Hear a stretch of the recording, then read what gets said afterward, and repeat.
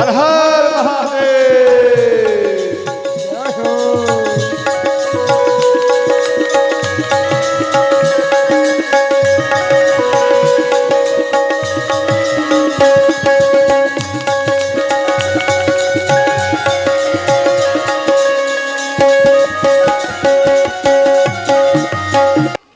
इसके बाद दिया गया 4 प्रकार का पतिव्रता स्त्री होती है और पत्नीव्रता पुरुष भी होते हैं।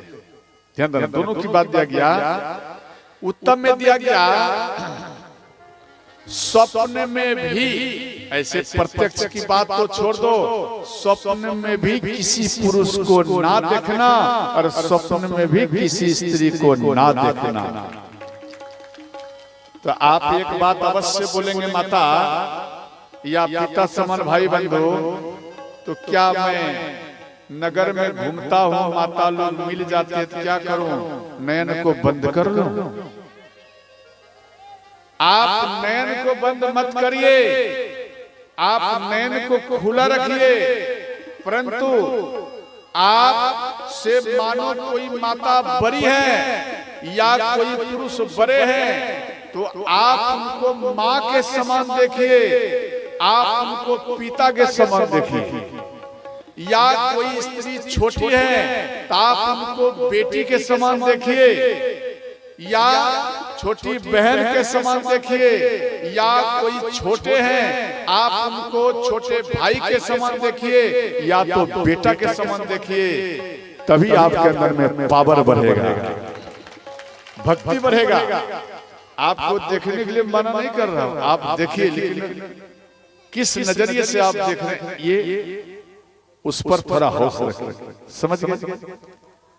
और इसके बाद दिया गया, ध्यान देना, दूसरा में दिया गया जो धर्म विचार कर रहती है, जो धर्म विचार कर रहता है वो पतिव्रता और पत्नीव्रता पुरुष होते हैं। ध्यान देना। और इसके बाद दिया गया पति वंचक पर पतिरति करई। ध्यान देना, जो दूसरे पत्नियां, जो दूसरे अपने पत्नी को रहते हुए सुरक्षित में और दूसरे पत्नियों के साथ में विहार करते हैं सुरक्षित में, और मानो पति सुरक्षित है और पत्नी दूसरे पति के साथ विहार करते हैं, याद रखना ये 100 वर्ष तक रोवर नरक में सजनों वास करती है, वास करता है। इसके बाद दिया गया बिनु श्रम नारी परम गति लहई। जैसे व्रत होता है, व्रत जैसे बृहस्पति पूजा, बात समझ रही है? बृहस्पति पूजा करती हैं आप सब, या तीज पूजा करते हैं? आप बताइए, तीज पूजा आपकी तरफ होता है? अरे बोलो माता, करती है? जो तीज पूजा करते हैं वो प्रसन्न होकर हाथ उठाइए, ज्यादा होगी तो उसका कथा सुनाऊंगा, वरना नहीं सुनाऊंगा। ठीक से उठा, डरना नहीं है, पहले बोल दिया हूं कि अब कोई कमेंट नहीं होगा। माता प्रसन्न होकर हाथ उठाइए जो जो तीज पूजा करती है, बहुत सुंदर, हाथ को नीचे करिए। और पुरुष लोगों में कौन कौन तीज पूजा करते हैं, जरा हाथ उठाइए।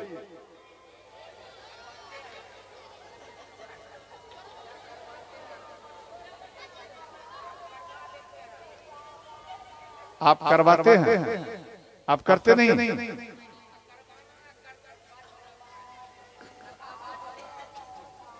हाँ, खाना खाना नहीं खाना बराबर है। नहीं, पत्नी भूखे रहना और पति भोजन खा के रहना बराबर है? नहीं है बाबा, तो बोल रहे हैं सही है, वो ठीक है। कौन कौन तीज पूजा करते हैं, जरा हाथ उठाइए। एक भी नहीं? क्या आपको पत्नी से प्रेम नहीं है क्या? हाँ या नहीं बोलिए? पत्नी से प्रेम नहीं है तो आप नहीं चाहते हैं कि आपकी पत्नी का लंबा आयु हो? बोलिए ना, हाँ या नहीं? ए माता, आप जो तीज पूजा करती हैं, ए जजमानी माता, आप नहीं करते तीज पूजा, खाली मौज फैलाते हैं। मौज देखो कैसे गब्बर सिंह वाला रखे, लेकिन ध्यान देना, आप जो तीज पूजा करती हैं किस लिए, किस लिए तुम जानती हो, तुम जानती है। अच्छा देखो छोटी छोटी बेटियां भी जानती है। ध्यान देना, आप माता जो पूजा करती हैं बृहस्पति तीज पूजा पति के लंबे आयु के लिए, सही बात है ना माता, ये बोलो ना। वो देखो वृद्ध माता कैसे टुक टुक केवल देख रही है। अरे बोलो हाँ या नहीं, लंबे आयु के लिए ना। हाँ बहुत सुंदर। आप व्रत धारण करती हैं कि मेरे पति का लंबा आयु हो, लेकिन आपके पति क्या करते हैं, वो उसको भी तो करना चाहिए, आपका भी तो करना चाहिए कि भाई हम भी पत्नी के लिए लंबे आयु के लिए व्रत धारण करूं। हाँ या नहीं बोलिए, करना चाहिए ना। देखो ये जो बाबा आ रहे हैं ये भी करते हैं। हाँ ये भी करते, देखो हाथ उठाया ना, पीछे घूमकर मुंह उठाया है, ये डुप्लीकेट पति हो गए। डुप्लीकेट बना सही नहीं है, हाथ तो उठा दिया, पति हूं लेकिन उस तरह नहीं करता। ये बात समझ गए, ध्यान देना। पतियों का भी कर्तव्य है, जैसे आपकी पत्नी आपके लिए दीर्घायु के लिए वो पूजा पाठ करती हैं, दिन भरी सोती हैं, कभी कभी दिन में और भूखे रहती हैं, और रात में ध्यान देना, रात भरी वो जागृत में रहती है, और जागृत में रहकर और प्रातः काल जब होता है तो फिर एक गिलास जल या आधा गिलास जल पति के हाथों वो माताएं ग्रहण करती है। ध्यान देना, तो पति का भी कर्तव्य होता है कि इस प्रकार का निष्ठा पति भी रखे।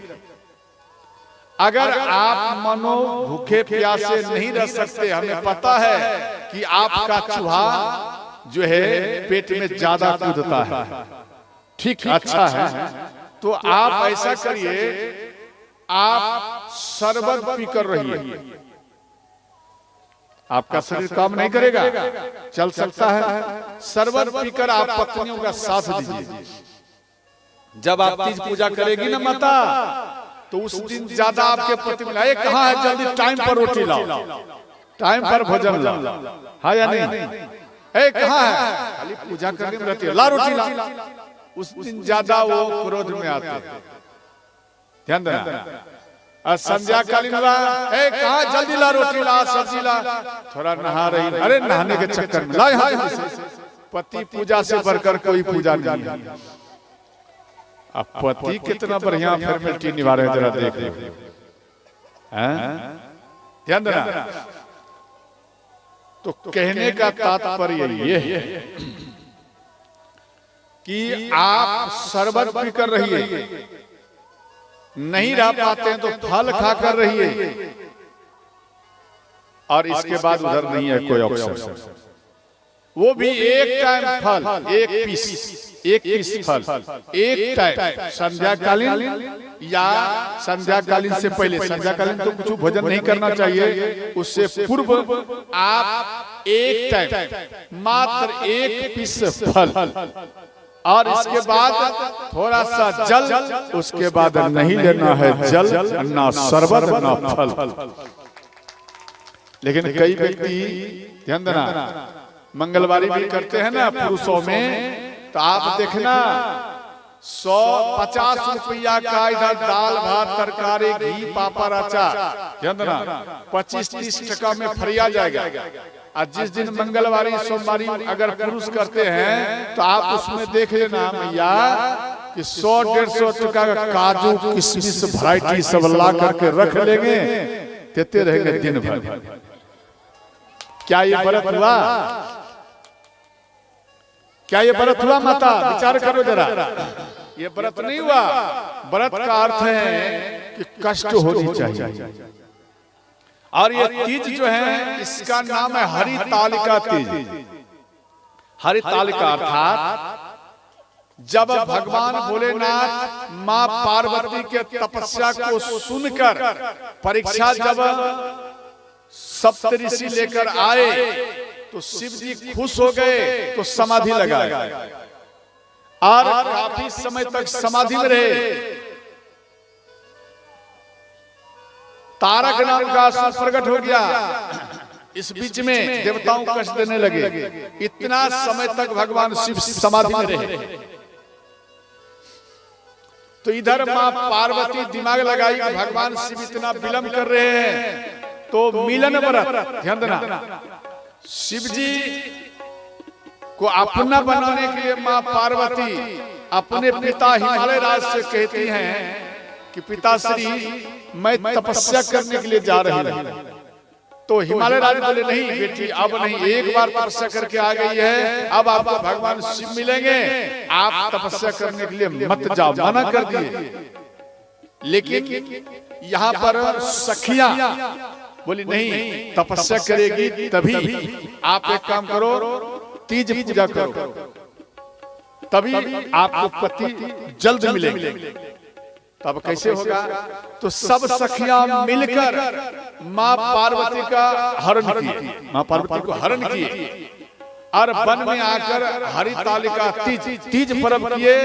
सखियां जो हरण करके ले गई और तीज पूजा की, ध्यान देना, तीज और हरण अर्थात हरितालिका तीज कहलाया। समझ गए?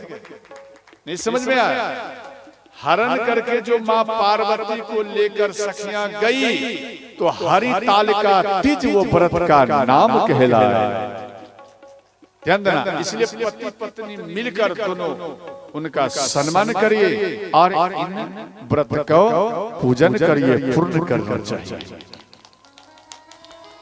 तो यहाँ दिया गया, ध्यान देना, जैसे कोई माता है, कोई माता है कि वो व्रत जो धारण करती है, बृहस्पति पूजा हुआ या कुछ ऐसा, तो वो केवल दिखावा करती है। कोई पुरुष है वो पत्नियों के सामने में बार बार बड़प्पन करता है, इनका बड़ाई करता है, इनका स्वागत करता है, लेकिन प्रेम किसी और पत्नियों से करता है। ध्यान देना। तो जिनके अंदर में केवल दिखावा है, स्त्री हो या पुरुष हो, जिनके अंदर में केवल दिखावा है, याद रखना जब इन दोनों का मृत्यु होता है तो अगले जन्म में विवाह इन दोनों का फिर होता है। लेकिन याद रखना, इन दोनों में कोई अगर एक गलती किया वो जीवित रहेगा, लेकिन उसे विधवा होकर ही जीना पड़ता है, चाहे स्त्री हो या पुरुष। इसके बारे में गोस्वामी जी एक पंक्तियां यहाँ पर लिखे हैं।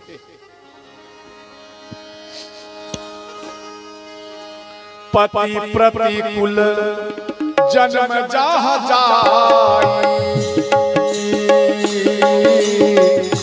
विधवा होई पाई तरुणाई।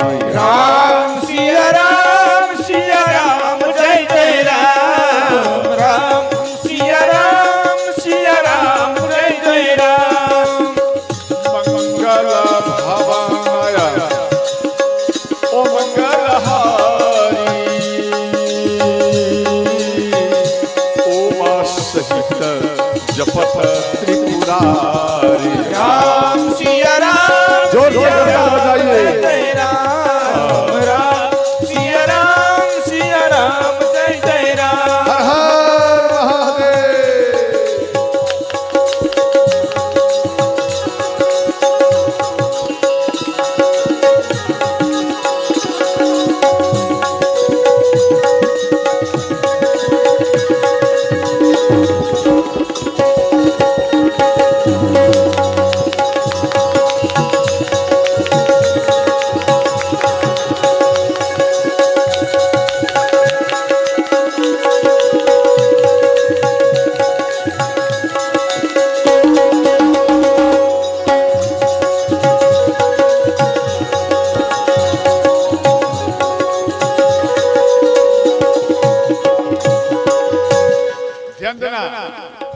अब यहाँ विधवा का बात आया। जैसे कोई भी स्त्री हो या पुरुष हो तो उन दोनों के जोड़ा में किसी ना किसी एक को पहले या बाद में जाना पड़ता है।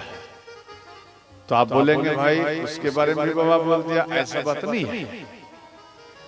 देखो 40 से 45 वर्ष के उम्र में जिनका मृत्यु हो जाता है इसे कलिकाल घोर कलयुग में, उसी को ध्यान देना विधवा माना जाता है। इनके बाद जो मृत्यु होता है उसको उम्र मृत्यु ही सज्जनों कहा जाता है। और दूसरी बात ध्यान देना, उम्र का भी सीमा दिया गया। एक बार ब्रह्मा जी मनुष्य को 40 वर्ष उम्र देकर कहते हैं आप जाओ पृथ्वी में 40 वर्ष रहना। तो मनुष्य कहते हैं प्रभु ये 40 वर्ष खेल खेल में बीत जाएगा और आनंद नहीं ले पाऊंगा, इसलिए हमें और उम्र चाहिए। तो ब्रह्मा जी बोले आप बैठो, कोई वैसा मार्ग मिलेगा आपको मिलेगा।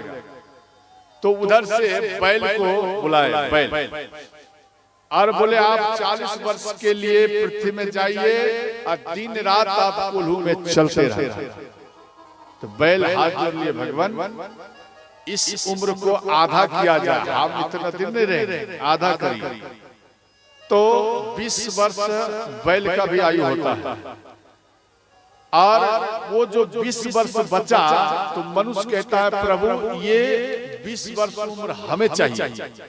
तो मनुष्य को ब्रह्मा जी दिए। तो मनुष्य का कितना आयु हो गया, जोर से बोलना बेटा, 60 वर्ष। हाँ कैलकुलेट में लिखते जाओ, गड़बड़ाना नहीं। इसके बाद उधर से आए गधा, और भगवान ब्रह्मा बोले आप पृथ्वी में जाओ और आप भारी वजन ढोना। तो ब्रह्मा जी को कहते हैं, और फिर बोले 40 वर्ष के लिए, बोले नहीं नहीं इतना नहीं, आप इनको आधा करिए। तो गधा का भी आयु होता है 20 वर्ष। वो पृथ्वी में आए, मनुष्य कहता है प्रभु ये भी उम्र हमें चाहिए। तो ये मनुष्य को दिया गया, कितना आयु हुआ। हाँ इसके बाद आए कुत्ता, कुत्ता आए तो कहता है ब्रह्मा जी की आप पृथ्वी में जाओ और जूठा खाना और दरवाजे में आप पहरा देना, 40 वर्ष रहना, तेरा उम्र हुआ। तो कुत्ता कहता है भगवान हमें इतना उम्र मत दीजिए, इनको आधा करिए। तो कुत्ता के भी आयु कितना हुआ 20, और वो 20 वर्ष मनुष्य को दे दिए ब्रह्मा जी। क्यों, मनुष्य बोले प्रभु ये भी हमें चाहिए, तो मनुष्य को दिए। तो मनुष्य को दिए तो मनुष्य का कितना आयु हो गया। हाँ कितना हुआ, 100 हुआ ना, जोर करके रखना। और इसके बाद उल्लू आए, उल्लू कहता है ए भगवान ब्रह्मा उल्लू को आप जाइए पृथ्वी में, आप 40 वर्ष आपको उम्र दिया जा रहा है, आप जाइए और 40 वर्ष रहना, और दिन में दिखाई नहीं देगा, रात में देगा, और दिन में केवल आप सो बढ़ाना। उल्लू कहता नहीं नहीं ये ठीक नहीं होगा, आप इनको आधा करिए। तो उल्लू का भी आयु है 20 वर्ष, और मनुष्य कहता है प्रभु मेरे पास आने दीजिए। ध्यान देना, इन संसार में सबसे ज्यादा अगर कोई लोभी है इस पृथ्वी में तो कौन है, वो मनुष्य होता है। समझ गए, वो मनुष्य लोभी होता है। और क्या हम जो ये बताए क्या आप इस पर मान गए, क्या बाबा आप मान गए, ए आप हमारे बात को मान गए बिना प्रमाण का ही, तो कैसे मान गए। हम ध्यान देना, हम इस बात को नहीं माने, हम नहीं माने, हमको इनका सरल बताइए तभी तो मान। ध्यान देना, बचपन से लेकर 40 वर्ष तक आपके अंदर में पावर रहेगा, ताकत एक जैसा रहेगा, वो घटेगा नहीं। 40 वर्ष तक ताकत रहेगा और इसी 40 वर्ष में आपका विवाह हो जाएगा, यंत्रणा, और बेटा बेटी भी आ जाएंगे। और 40 वर्ष के अंदर जो आप ज्ञान प्राप्त करने के लिए चाहेंगे वो सब आ जाएगा। और इसके बाद ध्यान देना, किसका आयु है? बोलो, जोर से बोलिए। बैल का आयु है ना इसके बाद, तो बैल का आयु है तो ध्यान देना 40 वर्ष ये आपका मनुष्य का पर्सनल अपना हुआ उम्र, इसमें आप कमजोर नहीं होंगे।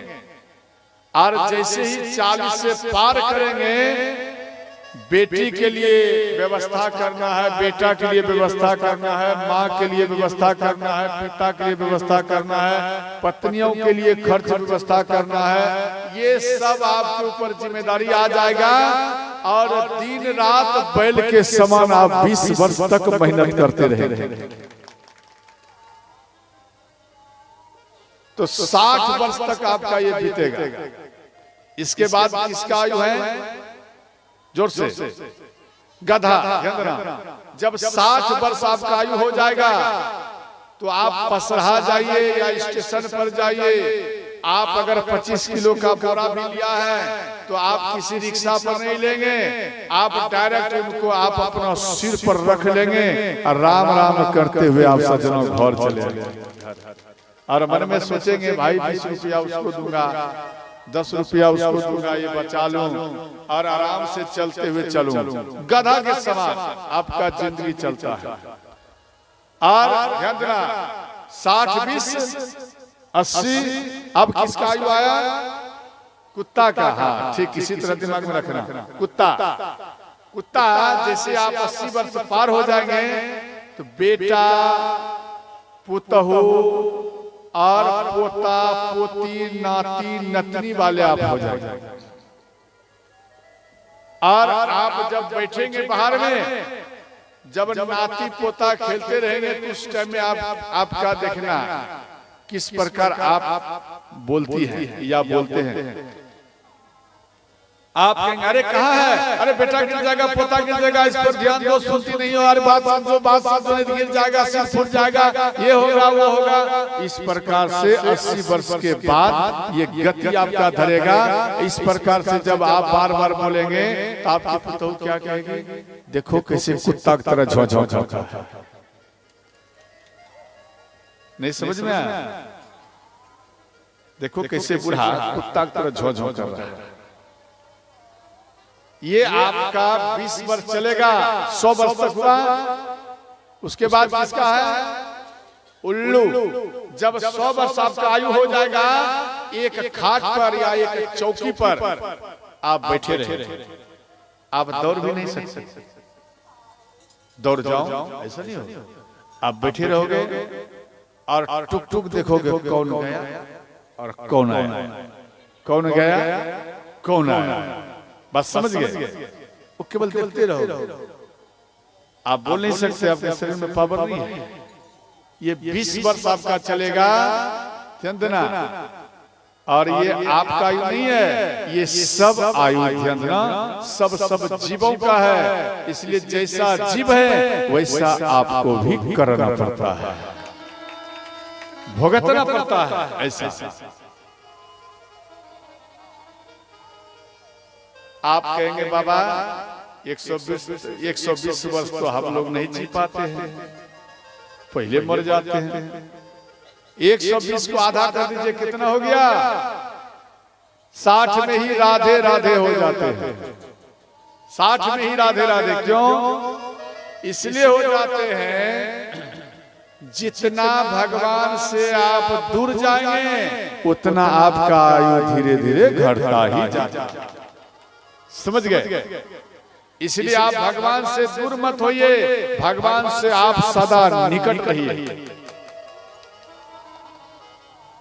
तो ध्यान देना, घनघोर कलयुग आएगा, घनघोर कलयुग। तो व्यक्ति 3 फीट का होगा, 2 हाथ का, मात्र इतना। जमी से मत सोचना, ये पलाई पर से बोल रहा हूं। मात्र 2 हाथ का व्यक्ति होगा और उससे भी महाघनघोर कलयुग आएगा तो ये चना का पेड़ देखे हो कितना बड़ा है, एक बित्ता इतना इतना का सब व्यक्ति होगा। और जब धूप ज्यादा होगा तो चना गाछ के नीचे व्यक्ति बैठ करके छांव में बैठेंगे, जैसे हम आप आम वृक्ष के नीचे बैठते ना, नहीं बैठते भाई, छांव में धूप ज्यादा है, उसी प्रकार से मनुष्य चना गाछ के नीचे बैठ जाएंगे छांव में, भाई थोड़ा आराम कर लो फिर घर चलना। ऐसा घनघोर कलयुग आएगा, महाघनघोर। तो 3 फुट का आदमी होगा, 3 फीट का, ध्यान देना। उस टाइम में तो 5 वर्ष में मर जाएंगे। जब ये चना जैसा होगा ना तो 2.5-3 वर्ष होते होते टिकट कर जाएगा। और जब 2 हाथ का व्यक्ति होंगे कलयुग में, घनघोर कलयुग में, तो उन समय में 20 वर्ष में मर जाएंगे, 5 वर्ष में विवाह हो जाएगा। ध्यान 5 वर्ष में विवाह होगा और इसके बाद 6, 7, 10 वर्ष होते होते नाती पोता वाले हो जाएंगे। 10 वर्ष जब आपका उम्र हो जाएगा तो आप नाती पोता वाले हो जाएंगे। और इसके बाद ध्यान देना 15-16 वर्ष होते होते मर जाएंगे। ये बात भविष्य पुराण में दिया गया, आप देख सकते हैं। और दूसरी बात ध्यान देना, जब घनघोर कलयुग आएगा पशु समान व्यक्ति रहेगा, पशु समान, और स्टाम्प पर लिखाया जाएगा कितने दिनों तक आपके साथ रहूंगी, पति पत्नी में स्टाम्प पर लिखा जाएगा। अभी तो विदेश में चल रहा है लेकिन अपना भारत में अभी ठीक ठाक चल रहा है कि 2 वर्ष आपके साथ रहूंगी पत्नी बनकर, उसके बाद दूसरा पसंद करेंगे, ये लड़का ठीक है, इसके साथ बॉन्ड बनाऊंगी, 5 वर्ष रहूंगी। फिर दूसरा, जैसे किराए पे महल लेते ना, किराए पे महल लिया और उसमें 2 वर्ष रहना है, एग्रीमेंट है, फिर खाली करो। उसी प्रकार से पति पत्नी में ऐसा बॉन्ड लिखाया जाएगा घनघोर कलयुग। और ध्यान देना, धर्म का पतंग उड़ेगा। साधु कहाँ में एक पीस मिलेंगे, वो भी कहाँ, पर्वत की गुफा में मिलेंगे। अगर बाहर आएंगे तो व्यक्ति ढेला से उसको मार देगा, साधु को देखने के लिए नहीं चाहेंगे। और उन समय में जब घनघोर कलयुग आएगा, ध्यान देना, तो कली भगवान का अवतार होगा। संबलपुर ग्राम एक यूपी में है, आपका पूर्णिया जिला में भी है। इन दोनों जगह में किसी एक जगह में नारायण भगवान 24वां अवतार लेंगे। भगवान राम 12 कला में आए थे, भगवान कृष्ण 16 कला में आए थे, परंतु ये कली भगवान जो अवतार लेंगे सज्जनों, ये 64 कला से ही प्रकट होंगे। और इनका सवारी होगा घोड़ा, तलवार, तीर, धनुष इत्यादि का इनका ये शरीर में रहेगा। और कली भगवान की पत्नी पहले आ चुकी है, ये आपको मालूम है कौन है? कली भगवान की पत्नी के बारे में मालूम है, आ चुकी है, बोलो माता, अरे बोलो ना या नहीं। कली भगवान की पत्नी नहीं जानते, अब मैं कह रहा हूं जानती हैं। कली भगवान की पत्नी का नाम है मां वैष्णो देवी। वो पहले आ चुकी है, भगवान का इंतजार कर रही हैं, भगवान कब अवतार लेंगे और मैं उनसे विवाह करूंगा। और मां वैष्णो देवी और कली भगवान ये दोनों विवाह करेंगे और दुष्टों का संहार करेंगे, फिर धर्म का स्थापना करेंगे सज्जनों। फिर सतयुग प्रवेश होगा, सतयुग, व्यक्ति सत्य पर चलेंगे। एक बात बताऊं, ये पूरा गांव को खाली कर दिया जाए, ये पूरा गांव को खाली कर दिया जाए, मात्र में 2 व्यक्ति को रखा जाए, ये पूरा बिहार को भी खाली कर दिया जाए, ये पूरा बिहार भर में 2 व्यक्ति को रखा जाए, क्या ये 2 व्यक्तियों में कभी झूठ होगा? कोई भी बात झूठ बोलेंगे? सच आ जाएगा, सच। जब सच आएगा तो समझ लो सत युग प्रवेश हो चुका है। कहां में व्यक्ति 1 पीस 2 पीस दिखाई देगा, सब मर जाएंगे। ध्यान देना। और जब ये कलयुग बढ़ने का चांस, प्रणाम जो करेंगे, ध्यान देना, आपके सिर में हाथ रखेंगे और अपने सिर, बाबा प्रणाम। अभी तो घुटना तक आ चुके हैं, चरण को छोड़, अब घुटना में आ गया, घुटना से पेट पर आ गया, बाबा प्रणाम। कुछ कुछ मोटा व्यक्तियों को हमने देखा, जैसे नीरज बाबा हैं, ये तो कुछ कम है, इससे ज्यादा मोटा को हमने देखा, वो झुक नहीं पाते, उनके पेट में पकड़े, बाबा पेट में प्रणाम। और मोटा हो जाएंगे तो उनके सिर में लगाएंगे, बाबा प्रणाम। सिर में से ही काम समाप्त। समझ गए? तो ध्यान देना, इस प्रकार का यहाँ दिया गया। और माँ सीता इन सारे बात को सुनकर प्रसन्न हो गई। और एक बात खास देखो, जैसे मानो किसी का पति चला गया है, किसी की पत्नी चली गई, और वो अगर मिही बाबा के शरण में चले जाए या शिव जी के शरण में चले जाए या किसी भी संत के शरण में, वो तिलक माला, तिलक और माला गले में ले ले, राम मंत्र, शिव मंत्र हो, चाहे संसार में कोई मंत्र हो, वो अगर मंत्र को धारण कर ले, याद रखना वो फिर दोबारा सुहागन हो जाती है। वो सुहागन ऐसा हो जाती है, ये इस जन्म में जो आपने पति को अपना पति मानकर सुहागन हुई, पति छोड़कर चली गई, पति आपके चले गए तो आप विधवा हो गई, 7 जन्मों का साथ रहता है। और याद रखना, जब आप ऊपर वाले को अपना पति मान लेंगे, याद रखना कितना बार भी आप जन्म लीजिए, आप सदा सुहागन ही रहेंगे।